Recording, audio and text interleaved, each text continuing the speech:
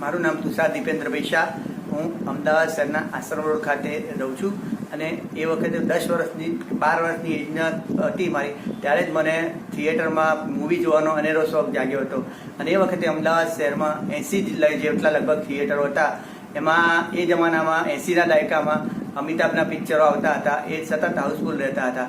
અને જ્યારે હું 6ઠું ધોરણ ભણતો હતો ત્યારે મારા ઘરમાં અમારા પિતાશ્રી અને માતૃશ્રીને એવી કન્ડિશન મૂકતો કે આવતીકાલે હું સ્કૂલે ત્યારે જઈશ કે જ્યારે તમે ફલાણા પિક્ચરની ટિકિટ મને એડવાન્સ બુકિંગ કરાવી આપો.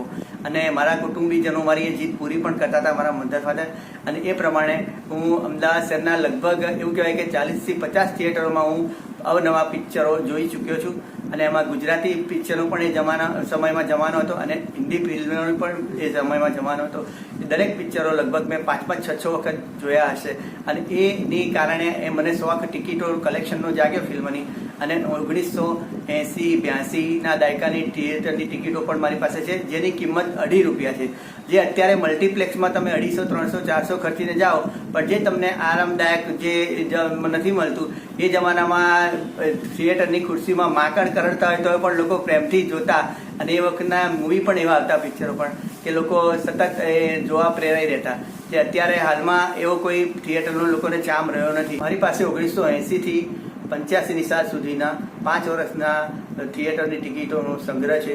જે જમાનામાં ₹2.5થી લઈને ₹5 સુધીની ટિકિટો મળતી હતી, એ તમામ 100 થી 125 ટિકિટો મેં સાચવી રાખી છે અને મારા સંગ્રહમાં એને અનોખું સ્થાન આપ્યું છે.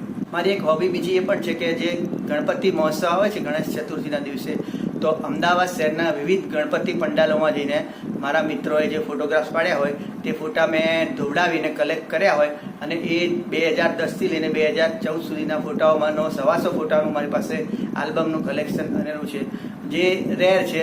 અને એમાં બી અલગ અલગ થીમ પર જે ગણપતિ હોય, ધારો કે ઇન્ડિયા 2011માં વર્લ્ડ કપ જીત્યું તો એ થીમ પર પણ લોકોએ ગણપતિ બનાવ્યા તો એનું પણ કલેક્શન હોય.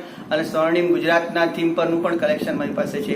એમ વિવિધ અલગ અલગ પ્રકારના ગણપતિનું કલેક્શન મારી પાસે 125 ફોટાઓનું મોજૂદ છે.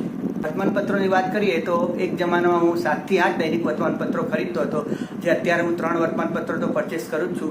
અને એમાં બી ગુજરાત, સંદેશ, દિવ્ય ભાસ્કર, જનસત્તા, જય હિન્દ, લોકમિત્ર, ટાઈમ્સ ઓફ ઇન્ડિયા અને ગુજરાત ટુડે અને જય હિન્દ જેવા નવા વર્તમાનપત્રોનો મારી પાસે સંગ્રહ છે.